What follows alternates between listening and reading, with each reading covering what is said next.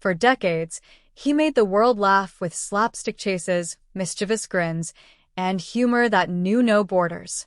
But behind the laughter was a man whose life was far more complicated and far lonelier than anyone realized.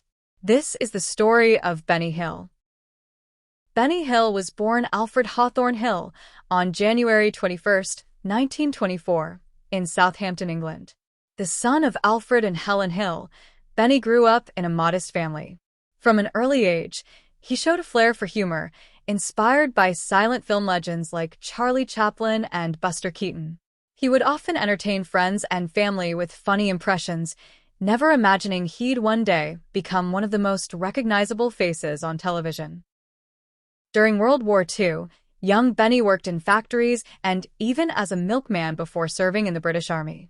These experiences, surrounded by ordinary working people, would later shape the everyday characters in his sketches.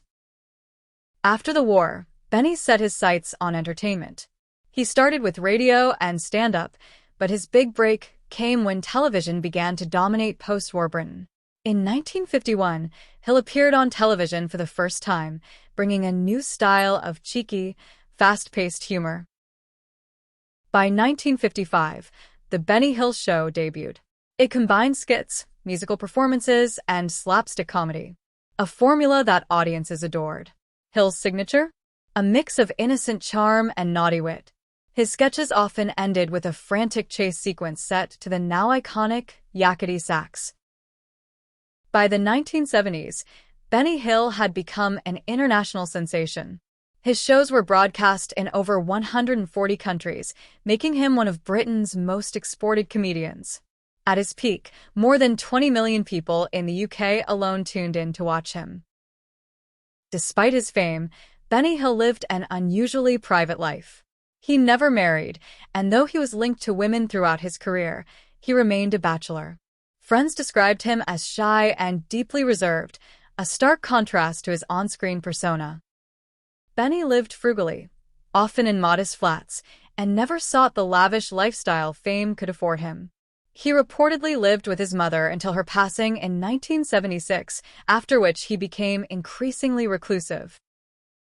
Though adored by fans worldwide, his humor wasn't without controversy.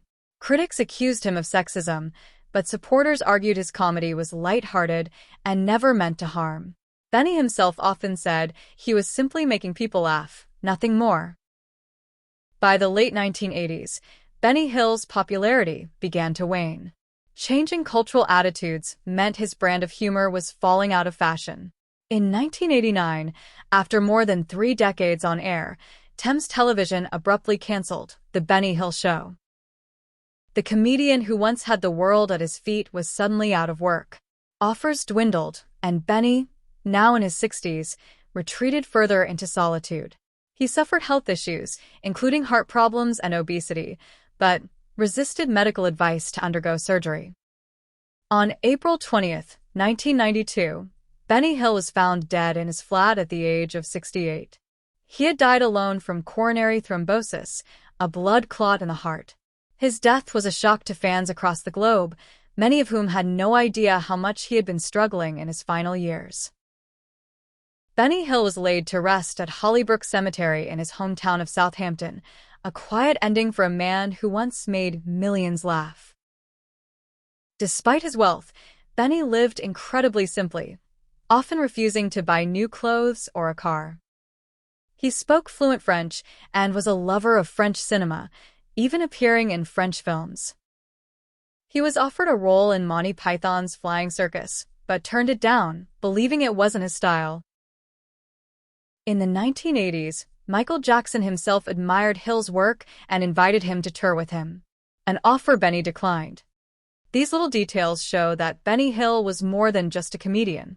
He was a complex man, driven by a love of humor, but also haunted by loneliness. Benny Hill left behind a legacy that continues to spark debate. Was he a genius of slapstick or a relic of outdated humor? Perhaps he was both. What cannot be denied is his influence on comedy and the joy he brought to millions worldwide. What are your memories of Benny Hill? Do you think his comedy still holds up today? Share your thoughts in the comments.